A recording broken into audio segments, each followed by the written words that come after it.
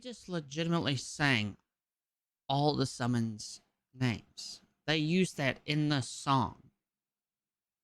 Every single one of them, they sang. First of all, that just goes once again to show Final Fantasy is very aware that their music is godlike. Yo, what is up, YouTube? Welcome back to my channel, and thank you for clicking on today's video. But in today's video, you know what we're doing? We're reacting to Final Fantasy XVI's trailer from the State of Play 2022. With all that being said, be sure to like, comment, and subscribe, and I'll see you in the next one. I swear there'll be another one soon. Won't be too long. It's coming. Let's get straight into this shit. Alright, so everything I've seen about this trailer has been nothing but high praise. But it's finally time for me to actually just watch this shit. I have a feeling going into this that they're going to give us a release date. But let's be honest, that shit will probably change several times over. So I'm not too worried about getting an actual release date in it. I know Yoshida's in this and that he usually sticks to the timeline, but we did have Endwalker get pushed back. So seeing a release date right now is not what I'm looking for. But with that being said, let's go into this trailer. Just kind of baseline chill. Let's not overreact to every little thing, because I know that's going to be like 9 out of 10 YouTubers like just, oh my god, it's Final Fantasy. Final Fantasy has been on the right track 14-wise. The last couple main series games have been good, but not up to like 7, 10, 10-2, 8, like the OG good Final Fantasies. Let's try to return back to form and not just keep a baseline. But with that being said, I'm going to go ahead. I'm going to hit this damn play button. Okay, let's make sure we got some good volume. In a world ruled by tyranny and turmoil. Okay, so we got a little text going on right now. Just giving us a little lore. Who are we? What are the dominants? The power we wield. It wears away at our They're transforming. Okay, so they transformed into Garuda. There's and its Ifrit. immaculate aspect might reveal itself. The icon. Icons.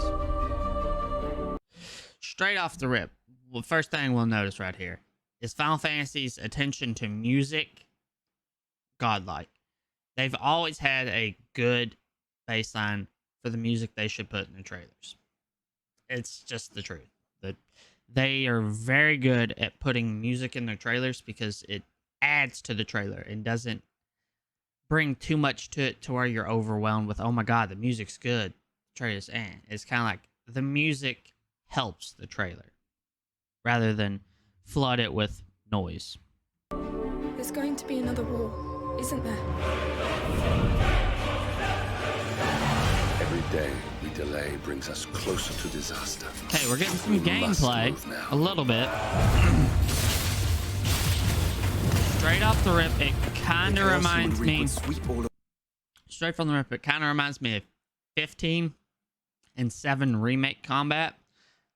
I'm okay with that combat. I get why we won't go back to turn-based, because that's just the old ways of playing RPGs, and there are very few do that now. You got to compete with games like Elden Ring, Skyrim, even though that game's old as shit. There's still so many people playing it. You've got the Witcher series. You've got newer RPGs that are pretty much this type of gameplay. It's not... The days of turn-based is behind us. There are still some games that use it, but I get why Final Fantasy does not want to return to it. Of Valisthea into the abyss. See, straight 15 vibes right there. Almost like Devil May Cry in a way. I unite the dominants. Uh-oh. That we may bring an Romance end lead. to the strife.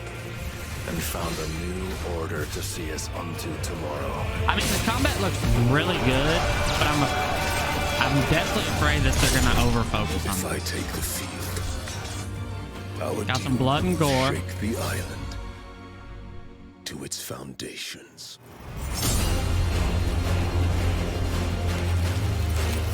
We got Shiva. Titan, Bahamut, Odin, Ifrit, Phoenix. Oh, you get to fight as them. That's a little bit of a surprise. Ramu, Shiva, Garuda. It's good to see Garuda in it. Of course, we saw Garuda at the beginning. Bahamut, fighting There will be Odin. losses, it is true. Yet for every citizen who falls, another can be bred. For every home that burns, Mega Flare. another can be built. The Empire will live on. Oh.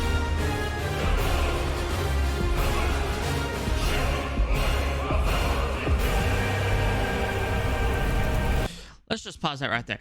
They just legitimately sang all the summons names. They used that in the song. Every single one of them, they sang. First of all, that just goes once again to show Final Fantasy is very aware that their music is godlike. But let's also pause this to realize this is slightly giving me 14 vibes with just like the whole overdooming like war aspect to it. It just has a hint of like 14 spread into it. I can feel the influence from 14 in this trailer. Is that a bad thing? No, it's not. It does worry me though, just an teeny tiny bit, that this is just gonna be somewhat of a 14-foot storyline game. Of course, it's not gonna be the exact storyline of 14. But I think Yoshida might be taking the influence from 14 and slightly putting it in a main series game. Because no, that's volume. We don't need volume. We need to go back. Just about right here.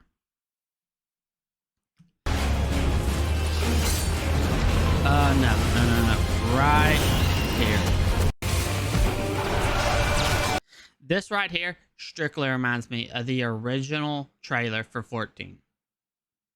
That's exactly what it reminds me of. Then if we keep going and we keep going, you get this. Also reminds me of 14's trailer when you see Bahamut fighting in the air. Which, of course, if you play it out, he's fighting Odin. So that's completely different after you play it out. But I am getting major 14 vibes. And whether that be good or bad, I don't know. I'm not in the room as they develop the game first and foremost. Who's surprised? No. But even going back, we look at this. Okay, we see this down here. I didn't think I'd do a breakdown of this, but we're going to. So, we have what looks to be combo and abilities kind of mapped out on his square, triangle, X button, circle down here. And then he has his potions, a strength tunic, high potion, a potion on his D-pad. Then on his L2, it looks like he has summons of some sort. Because that looks like Odin? That's Shiva, and that's Ramu.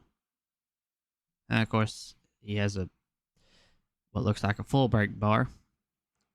He also has a level. Let's keep that in mind. We're going to have levels. So, we're probably going to have a skill tree in which we can develop the summons better. But for some reason, this one's red, while the other ones are blue. So, I'm wondering if they're just like assist, kind of like that. Yeah. So, it is Odin. Okay, he has an Odin bar right there. And then we have an ability chain and iconic punishment. So what I'm seeing here is it's almost like a Devil May Cry. Almost like a Devil May Cry fighting combat style, which not a problem. I actually like it. But it kind of looks like it's over the top flashy. Like if we run this back just a couple of seconds, it's kind of knock them up, beat them up. It's kind of the feeling I get from it. Nothing wrong with it. Okay, if we watch here, he switched to Titan. Now he has what looks to be... I'm guessing he's using upheaval right here. So you get to switch in the middle of combat what summon abilities you're using. Unite the dominance, that we may bring an end to the strife. That we done kind of deep dive and into. found Deadly Embrace. So this is on his R2. R2 popped up there. Okay. So yeah, these are definitely your summons. And you definitely choose... They pretty much dictate what fighting style you're going to have, is what it seems like. order to see us on to tomorrow. He went to Phoenix. Back to the 14 vibe era. And of course we got them. Difference of an arm. One thing that's for sure, it's going to be gruesome to a degree. We just cut Ifrit's arm off. Clean state. Cut his arm off. We're going to have summon fight. There will be losses, it is true. Yet for every citizen who falls, Lost my mouth another there. can be bred. For every home that burns, That just gives me such another 14 can vibes. be built. I'm not going to stop saying The that. empire will live on. This is once again cool shit. Just them singing the names.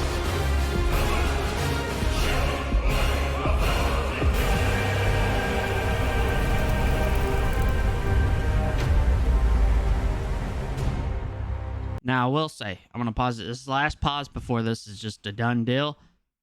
It is interesting that the two summons they picked to show on, like, the cover art or whatever you want to call it is Phoenix and Ifrit. It's not Bahamut, who's mainly everybody, when you think Final Fantasy VII, is like, oh my god, Bahamut, the biggest dragon. Like, you think that. But they have Ifrit and Phoenix. Story spoilers? Could be. Just saying. Awaken, child of fate. Awaken, Ifrit. Alright, like I said, straight out the gate, they're gonna give us a release date this time around. And they gave us a year gap. So it's officially a year ahead. Big surprise. I didn't think it was coming this year. I'm not trying to be like... But I have two major issues with this. One, is it too soon of a release date? Yes, it's a year. And yes, they've probably been working on this title for longer than we know. Do we think the story is as flushed out and ready to go as it should be? Who knows? I'm kind of in the camp where I'm not getting all my hopes up for this game. Love the Final Fantasy series. Love it to death. It's my favorite series. I get concerned when we get a Final Fantasy VII remake and we've only had one part to it. Keep in mind, that came out on the PS4. We're on the PS5, and we've only gotten a slight little upgrade to that. I worry that maybe we're not getting enough done to that. I want part 2 of the remake. I'll take Final Fantasy XVI. I'll take it. I want a little bit more information on 7 Remake, part 2. I think this shouldn't be a summer release. And I'll tell you why. I think part 2 of 7 should be a summer release because we've been waiting technically longer for it, in a way. More people were worried about the 7 remake before they even announced 16. And I get that it's two different sides of Square Enix and that they're both being worked on at the same time. I think if I'm Square Enix, I'm releasing part 2 first. That's building up hype. It's building up hype. Everybody's like, oh yeah, we got part 2. Time to play it again. And while people are going through playing part 1 all over again, and then getting into part 2 playing it, and then waiting for part 3, then you release 16. You release 16 right there because Final Fantasy will be at its hype central. Now, unless they have something else planned for 14, whether it be an expansion or not, I doubt it's an expansion. That should probably be announced next year, not towards this year. but who knows? Final Fantasy XIV is in a weird stage. But if I'm trying to increase sales, popularity, I'm releasing things in windows. That way we're building up hype for each other. So my problem here is they're going to release 16 brand new storyline, brand new game, but you're hyping it up for something that won't even really need the hype. People love Final Fantasy VII. Hand down, everybody will say that is the best Final Fantasy game in the franchise. So you don't need to hype it up with a new release of a game.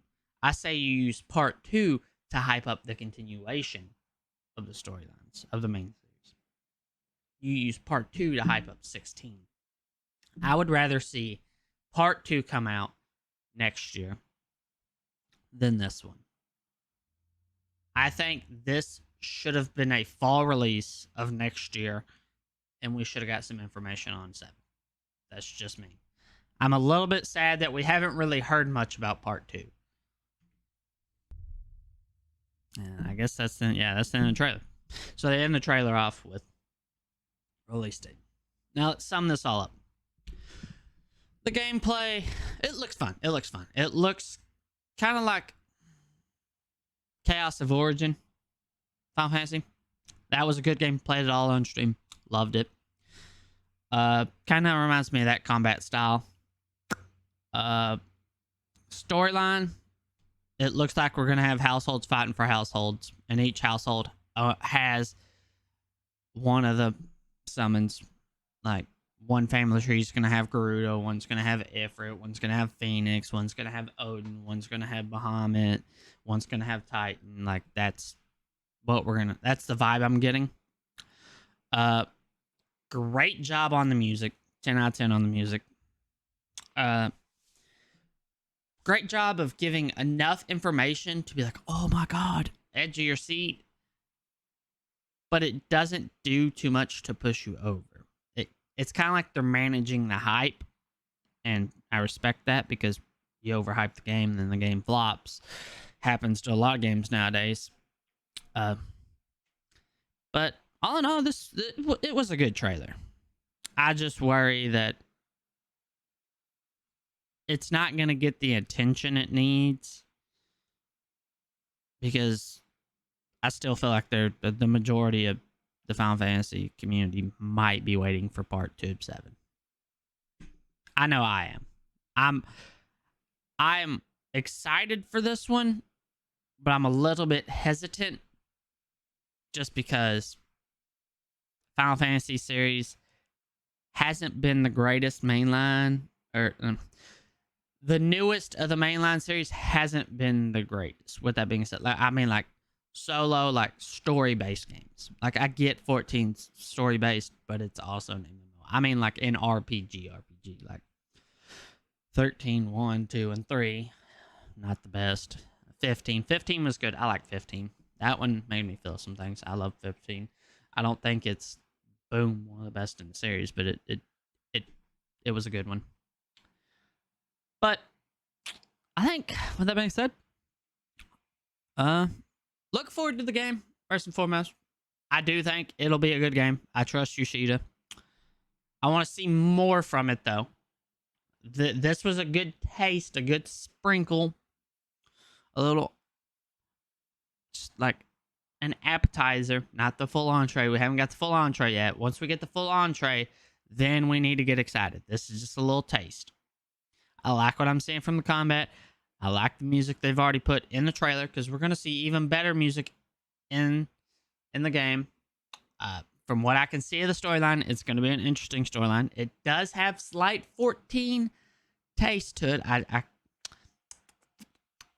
I tasted it.